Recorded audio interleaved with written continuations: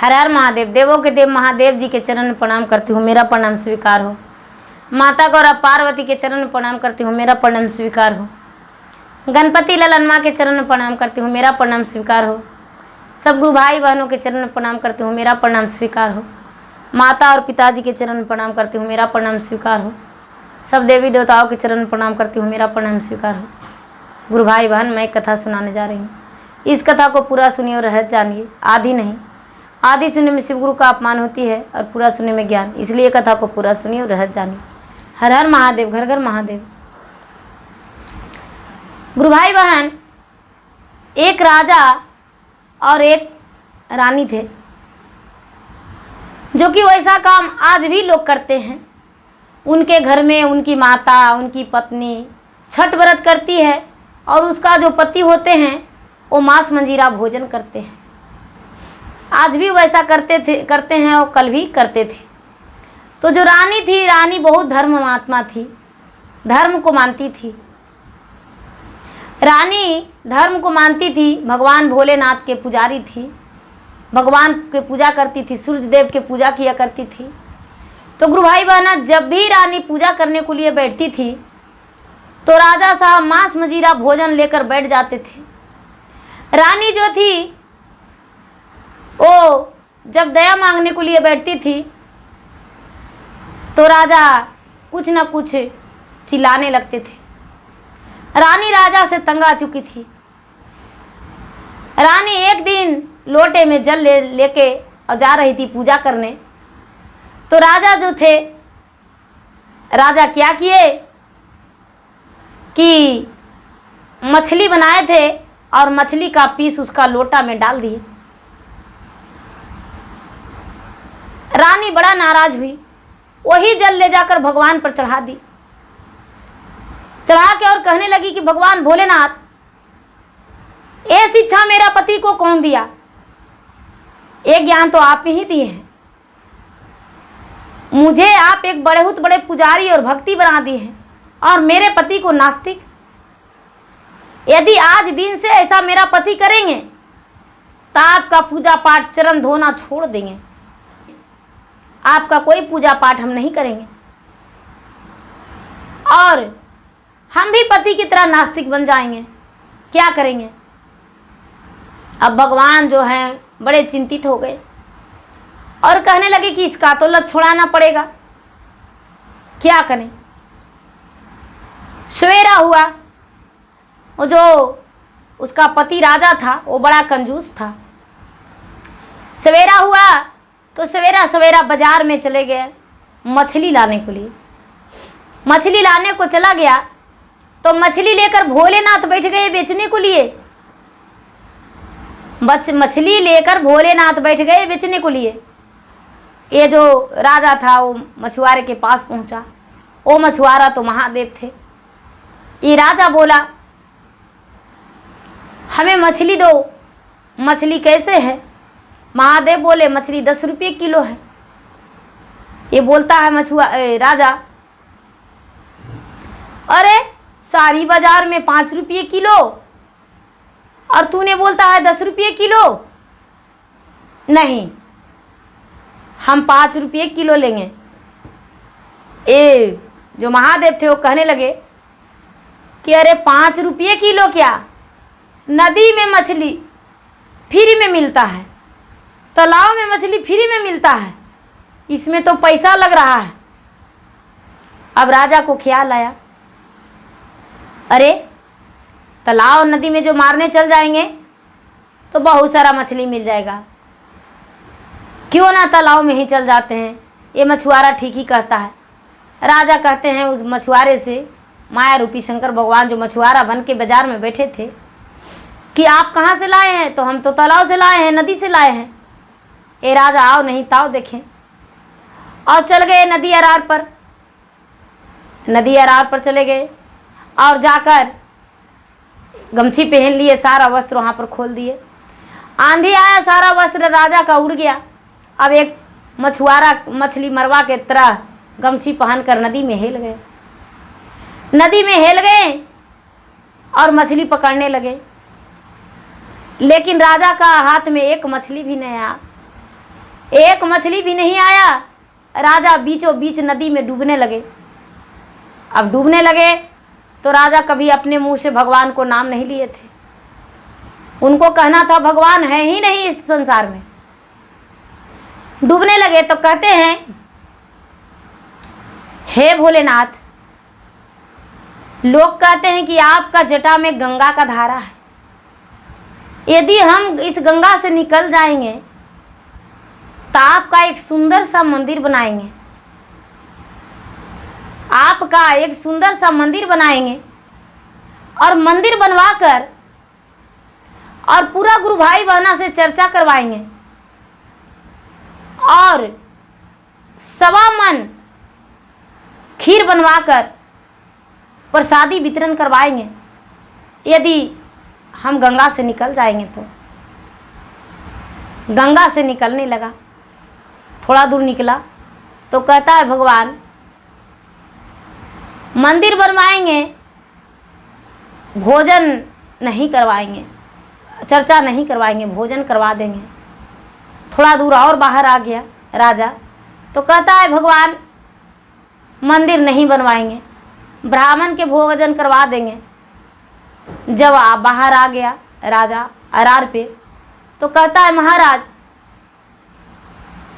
हम 1.25 मन गच्छे थे लेकिन 1.25 सेर भोजन बनवाएंगे और 1.25 सेर बनवा के और भोजन करवा देंगे हम। जब घर आ गया तो कहता है भगवान अब तो हम घर आ गए, मेरा तो पोशाक सब उड़ गया, दाह गया, क्या हुआ, अब तो खाली गमछी पर हम हो गए हैं। एक सचमुच में मछुआरा की तरह हम हैं। हम एक ब्राह्मण का भोजन कराएंगे। अपने पत्नी से सारी कहानी राजा का सुनाया। उसका पत्नी बोली आपका तो अच्छा हुआ, आप जैसा किए वैसा हुआ। आप प्रतिदिन जब हम भोजन पूजा करने के लिए बैठते हैं तो आप भोजन करने के लिए बैठ जाते हैं, तो आपका तो दिन आज बिना भोजन के ही बीत गया और भगवान के नाम भी याद हो गया और भगवान के नाम से आपको जौनार भी कराना पड़ेगा। बोले ठीक है कराना तो पड़ेगा। अब वो राजा है सोच रहा है कि अरे कितना खा जाएगा, मेरे घर आएगा तो क्यों ना हम चले एक छोटा सा ब्राह्मण को खोजने। अब पूरा ब्राह्मण के गांव में जाके राजा कह रहा है भाई कम खाना कौन खाता है, मेरे घर वही चलो जो कम खाना खाता है। लेकिन 2-4-10 ब्राह्मण बोले नहीं भाई हम नहीं कम खाते हैं, हम 8 पूड़ी खाते हैं, 10 पूड़ी खाते हैं, 20 पूड़ी खाते हैं। एक ब्राह्मण जो था वो भगवान अपना कुटिया बनाए, अपना आश्रम बनाए, वो ब्राह्मण के रूप धर के और बाहर बैठ गए। बोले कि चलो इसको तो हमें छुड़ाना पड़ेगा, रानी के लिए कुछ ना कुछ करना पड़ेगा। वो बाहर बैठ गए और बैठकर अब अपने पार्वती को भी बैठा लिए। ये जो राजा था जाकर बोला महाराज क्या आप ब्राह्मण हैं? तो हाँ हम ब्राह्मण हैं। रास्ता में आते आते कुटिया तो जो था वो भगवान का था, लेकिन वो ब्राह्मण रूपी बैठे थे। कहने लगे कि आप क्या जौनार करने जाते हैं? कहते हैं हाँ हम जाते हैं। बोलिए क्या बात है, तो आप कितना खाना खाते हैं? तो 1 रोटी के 1/4 भाग हम खाते हैं। तो चलो ठीक है मेरे घर भोजन करने कल के दिन आ जाना। पार्वती ठठाकर हंस गए। महादेव के बात सुनकर पार्वती ठठा के हंस गए। महादेव सवेरा हुआ और इसके दरबार पे भोजन करने आ गए। भोजन करने आ गए और जो पार्वती के जो रानी थी, रानी खीर बनाई थी। भोजन में खीर बनाई थी तो खीर परोसी तो एक ही कोर महादेव एक ही कोर खीर खाएं और कहने लगे कि मेरा जो भोजन है वो पूरा हो गया, मेरा भोजन पूरा हो गया। अब हम चाहते हैं कि थोड़ा देर आराम करें। महादेव जो थे थोड़ा देर आराम करने के लिए उनके बिस्तर पर सो गए। राजा राज दरबार से चले गए अपना कचहरी में। अब ये उनको देखकर पूरा रोने लगे, विलाप करने लगे। रानी को देखकर विलाप करने लगे, कहने लगे कि हाँ, आप कितना अच्छा रानी है, आपके पास कितने गहने गुड़िए हैं, कितने सुंदर वस्त्र हैं। मेरा जो पत्नी है आपसे भी सुंदर है, लेकिन उसके पास कोई गहना गुड़िया नहीं है, कुछ भी नहीं है। मेरा जो पत्नी है उसके पास कुछ भी नहीं है। ये जो अब बिल्कुल आपकी बेटी की तरह लगती है देखने में। रानी थी, वो सूप भर गहना ले जाके ब्राह्मण को दान देकर कह दी कि लीजिए अपना पत्नी को दे दीजिएगा और बोलिएगा कि आपका माता दी है।